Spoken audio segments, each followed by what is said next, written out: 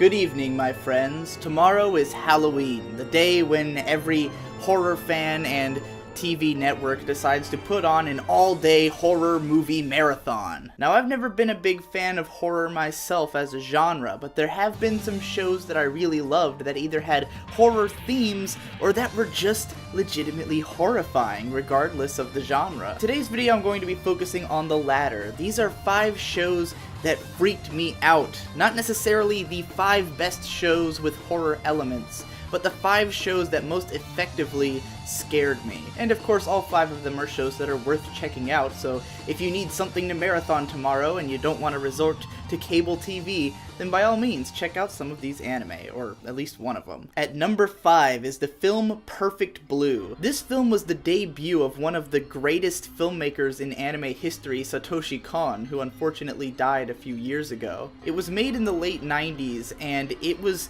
this really creepy sort of psychological slasher movie. With emphasis on psychological, this movie is a trip. It has parts that don't seem to really make sense, but all of it creates this cohesive, thick atmosphere. And it doesn't even really feel like anime. This could have probably been a live-action film, except that through anime, it was able to create all these visual tricks that are really disturbing. Satoshi Kon was someone who knew how to present something that felt completely real, and yet he used the fact that it was anime to introduce elements that could not be done in real film, which is what made him such a spectacular director. Perfect Blue is about a woman who was an idol singer who's trying to become an actress, and a lot of the horror of this film isn't really from the murders or the psychological elements, it's just from how fucked up the world is in its perception of people like her, and how fucked up the things she has to do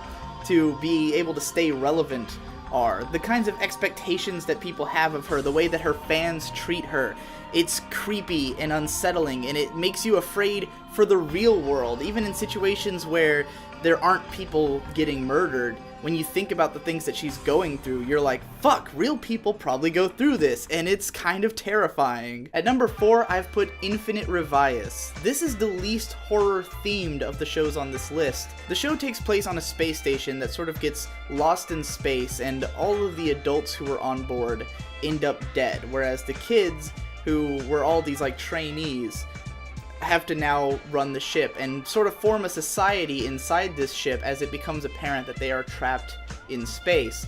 So it's got a Lord of the Flies style plot where it's about how a society is going to shape with a bunch of children, and a lot of the things that happen are just really fucked up and disturbing. This show gives you a dark look into humanity and human nature, but all of it feels completely real. If you ever wanted one of those shows that will remind you of how base and horrible people can be sometimes, even though there's plenty of good people, you know, in this show as well, it'll also remind you of all the worst things that we are capable of, the worst things that societies are capable of, and it can be really chilling to watch in that way. At number 3, I'm putting The End of Evangelion.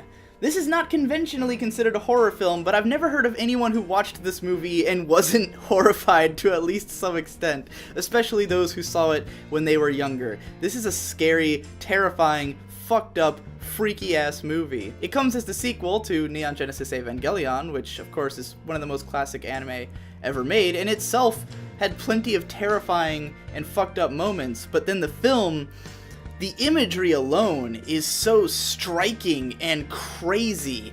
People just dying in horrible ways. Crazy, weird, fucked up shit happening to planet Earth.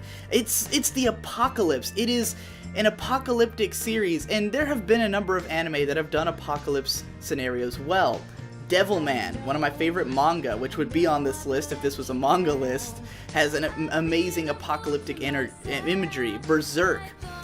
But Evangelion makes it the most disturbing I think it's ever been. It shows us an apocalypse where we can't really comprehend everything that's happening, and there's so much symbolism and weird things happening, and it sticks with you. Whether you find it terrifying or not, it will definitely stick with you. At number 2, I'm putting Technolize. This show is grueling to watch. A lot of the horror in this comes from just experiencing it. And I don't mean horror in the more conventional sense of just because people die, although a lot of people do die. In the first episode of this show, the main character gets one of his arms and one of his legs cut off by a mafia boss. And he spends the next, like, episode and a half just crawling with one arm and one leg through the city, trying to stand, trying to get around, silently. The first episode of this show has like maybe 10 lines of dialogue in the whole episode. Most of the show is very quiet, very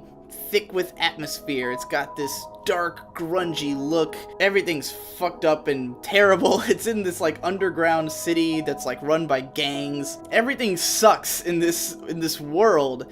And as the show keeps going, just more and more things get corrupted and destroyed, and you just kind of watch this city tear itself apart until in the end it's just this gruesome bloodbath, and it's painful to watch. It's not for everyone because it's really slow. I mean, when I say painful, I mean you'll literally be going, "Oh my god, I can't believe I'm watching nothing happen except for grueling, painful to watch things." But it's pretty disturbing. And number one, the freakiest, scariest, most fucked up anime I've ever seen is Shiki.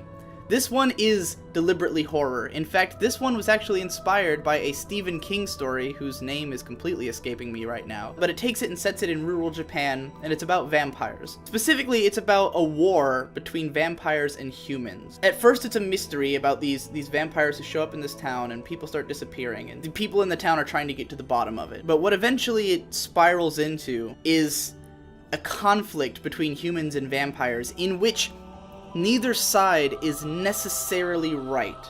As humans, we logically root for the humans because of the humans are basically fighting for self-preservation, the vampires are fighting for sustenance, and both of them need it.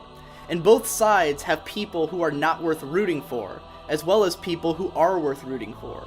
So trying to choose a side, trying to decide who you want to live or die in this conflict, will get you nowhere.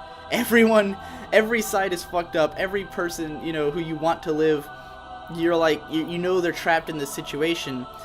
And as it goes, like Infinite Revias, it starts showing us the worst things that people can do to one another. It becomes about how fucked up people get in a wartime scenario. When people stop regarding one another as humans, when they stop regarding one another as worthy of life, the things that they will do to one another, the way they will demonize one another, the kinds of just depravity that will spring from that. And this show becomes the bloodiest bloodbath I have ever seen by the end. Some of the imagery has stuck with me forever.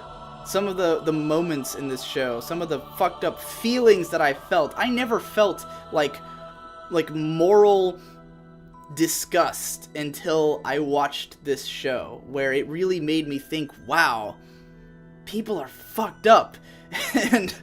and that's why it's the scariest show I've ever seen. It's the one that it wasn't necessarily that it made me jump or scream or even give me nightmares, but it made me fear other people, and that to me is the scariest thing that a show can do. Anyways, those are my 5 scariest anime, and I hope you've enjoyed the month of October on my channel. I made a bunch of bets with people at the start of the month that I can make a video every day for all of October, and as of this video, I've succeeded. There's already one for Halloween coming out tomorrow, so it's gonna slow down a lot from here on out. I was just doing this as a sort of stunt, and it was fun, but now I get to work on bigger videos instead. So anyways, I hope you enjoyed the month of videos and this video, and that you'll check out some of these horror anime, and stick around for tomorrow.